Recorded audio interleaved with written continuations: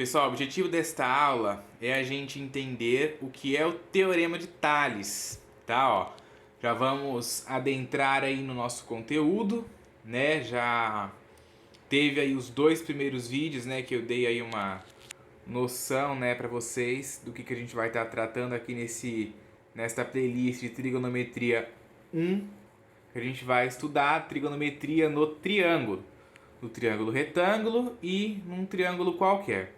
O primeiro assunto que a gente vê é o Teorema de Tales, tá? Tales de Mileto. Eu coloquei aqui um pouquinho da história, né, do Teorema de Tales, do Tales de Mileto. Vamos ler aqui rapidinho, tá? Porque eu acho interessante, né, como eu sempre falo para vocês, eu acho interessante a gente explicar o porquê da gente estudar essas coisas, a gente mostrar a história, mostrar o que acontecia antigamente, né, para o cara ter desenvolvido essas coisas, né? É uma pergunta frequente dos alunos, eles sempre perguntam, né? Ah, por que eu estudo isso? Por que eu estudo aquilo? Então, aqui, quando a gente mostra a história, né? Quando a gente mostra o porquê que desenvolveu essas coisas, né? Por que se deu o estudo dessas coisas, eu acredito que fica mais interessante da gente conseguir estudar, né? Fica uma coisa mais próxima, fica mais interessante de se estudar quando a gente entende de fato o porquê a gente estuda e o porquê que o cara lá, né, desenvolveu essas coisas. Então, o título da nossa aula é o Teorema de Tales, tá? Então, ó, o grego Tales de Mileto viveu por volta da primeira metade do século 6 a.C. e é considerado o pai da geometria demonstrativa. O que é, né, essa geometria demonstrativa? É a gente demonstrar, né, todos os teoremas, todas as fórmulas de geometria geometricamente, mostrar nos próprios desenhos as demonstrações, né? Explicar como que você calcula. Por exemplo, essa demonstração, que vai ser o próximo vídeo do Tales de Mileto, do Teorema de Tales, né, que o próprio Tales de Mileto fez, é tudo nos desenhos, né? Não tem aquela montoeira de conta, né? Geralmente o pessoal está acostumado a fazer demonstração com aquele monte de conta.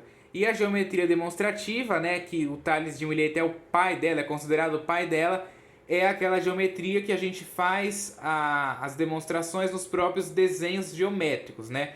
A gente não faz aquela montoeira de conta, né, que nem a gente faz em outras áreas aí da matemática, certo? Então aqui isso significa geometria demonstrativa, na qual ela se faz necessário justificar por meio de demonstrações lógicas os conhecimentos geométricos, né? Então a gente mostra aí através de demonstrações lógicas os conhecimentos geométricos, ou seja, são os desenhos, né? A gente desenha e prova e faz as demonstrações. Esses estudos do Tales, né, do Tales de Mileto, contribuíram em diversas áreas do conhecimento, como por exemplo na matemática, na filosofia e na astronomia. São as três áreas aí principais que o Tales de Mileto fez as suas contribuições, né?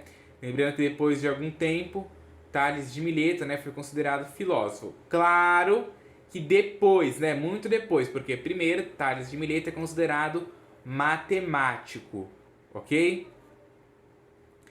Tornando conhecido como um dos 7 sábios da antiguidade, né? Ó, então imagina, lá no século 6 a pessoa já era considerada um sábio, né, da antiguidade, onde hoje em dia com certeza vai ser muito difícil encontrar aí pessoas como Tales de Mileto e como outros matemáticos também que a gente conhece, né? Acredita-se que Tales tenha vivido parte da sua vida no Egito, onde se deparou com um problema, que esse problema era calcular a altura de uma pirâmide, né? Não sei se todo mundo deve saber aí que no Egito temos muitas pirâmides, né? Inclusive vai ser uma das curiosidades, né, que eu mostrei lá no vídeo, quando eu descrevi os assuntos que a gente ia ver. Uma das curiosidades era explicar, né, como que a gente calcula a altura de uma pirâmide. A gente vai ver isso também, e o Tales de Mileto que resolveu isso, né, que era um problema antigamente você calcular a altura de uma pirâmide. Você não tinha uma trena, né, para subir lá e calcular, né? Então, muitas dessas coisas, como a gente inclusive viu lá no vídeo, né, muitas coisas que a gente não sabia calcular, Tales de Mileto mostrou como que a gente calcula com o Teorema de Tales e com a trigonometria em geral. Na solução desse problema, Tales utilizou conhecimentos acerca da semelhança de triângulos, né? Às vezes as pessoas acham que o Teorema de Tales não tem nada a ver com trigonometria, né? Tem nada a ver com triângulo, mas tem. A gente vai ver que tem, eu vou mostrar isso para vocês, inclusive nas demonstrações, a gente vai ver que tem sim. Então, o método que ele utilizou para resolver esse problema resultou no que atualmente a gente chama de Teorema de Tales, né? E que a gente estuda, que a gente vai estudar, né, agora. Olha só, aqui terminou já, né, a pequena introdução aí sobre o Teorema de Tales. Para enunciar o Teorema de Tales, a gente vai considerar inicialmente um feixe de retas paralelas, reta R, S e T, e as retas transversais U e V.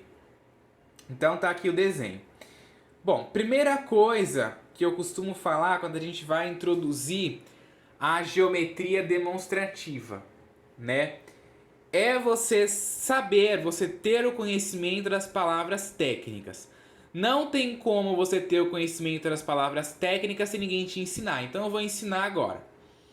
Retas paralelas, né? Eu vou, inclusive, eu vou fazer um vídeo, o próximo vídeo, inclusive, antes até de fazer a demonstração, né, do Teorema de Tales, vai ser um vídeo sobre a notação e as palavras técnicas que a gente vai utilizar aqui, tá? E quando a gente fala essas retas paralelas, reta paralela ainda você sabe, né? Reta paralela, né, é quando tá uma em cima da outra aqui.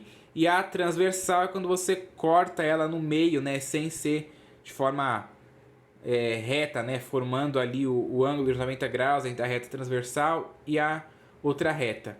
É você cortar uma reta, né, meia inclinada, assim, sem ser totalmente reta. A gente chama isso daí de reta transversal, certo? Só que eu vou fazer, provavelmente pode ser que eu até engate já na parte da demonstração, porque não vai ser tão longo. Mas eu quero explicar, né, o significado dessas palavras. Paralela, transversal e principalmente as notações. Olha só como que a gente faz a notação, ó. R paralelo com S paralelo com T. Isso aqui, ó, essas duas barrinhas significa paralelo. Eu tô falando que a reta R é paralela à reta S. E tô falando que a reta S é paralela à reta T. E de fato, né, ó. Outra coisa da notação desse desenho é que a gente chama, né, todas as retas têm nomes. Os nomes das retas são letras minúsculas. Então, ó, as das retas paralelas aqui, ó, são R, S, T. E são letras minúsculas. Não se prendam às letras, tá, gente? Não se prendam às letras. Porque quando vocês forem resolver exercícios, vai ter outras letras. Pode aparecer outras letras. Então, não se prenda às letras. Você pode usar qualquer letra para identificar o nome de uma reta. Claro que tem as letras mais usadas, né? É muito mais usado R, S, T, U, V, W para a gente indicar nomes de retas. Mas você pode usar qualquer letra, desde que seja letras minúsculas, tá? E essas letras maiúsculas ali, elas são o encontro, né, das retas transversais com as retas paralelas. Elas a gente indica por letras maiúsculas. Olha bem, letras maiúsculas, né, ó, que são essas letras aqui, ó, que a gente indica as retas paralelas com as transversais, né, ó, esses segmentos aqui, a gente chama eles com as letras maiúsculas, tá? Então, ó, dessa figura a gente vai ter essas coisas aqui, ó. AD, BE e CF. Vamos identificar, ó. AD, BE e CF. Tá vendo? Ó, AD, BE e CF. determinados nas retas transversais pela mesma reta paralela são denominados pontos correspondentes. Então, ó, isso aqui é um ponto correspondente. Isso aqui é outro ponto correspondente, né? Ele é a reta transversal e a paralela, formam um ponto correspondente. Aqui é outro, aí aqui é outro e aqui é outro ponto correspondente, ok? Já o AD, DE, BC e AD e DE, BC e EF, AC e DF, com essa barrinha em cima, eu estou querendo me referir a segmentos, segmentos de reta. Toda vez que você vê as letras juntas com uma barrinha em cima, eu estou me referindo a segmentos de retas. Então, o segmento AD, ó, é esse segmento aqui, ó, AD, e o DE, que é esse outro segmento aqui, ó, DE, tá vendo? O BC, o segmento BC, ó, é esse aqui. E o segmento EF, que é esse outro segmento aqui, ó, o AC, o A, né, vem daqui até aqui embaixo. E o segmento DF, que vem daqui de cima até aqui embaixo também, determinados nas retas transversais pelo mesmo par de retas paralelas, são denominados segmentos correspondentes.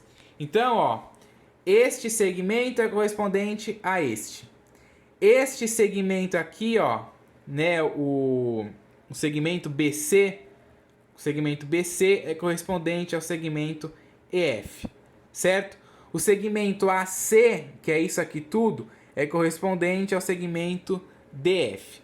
É interessante a gente entender essas coisas de correspondente, né? Ver os segmentos que são correspondentes, porque depois a gente vai ver isso daqui como sendo uma relação mesmo, né? Como sendo lá um quociente.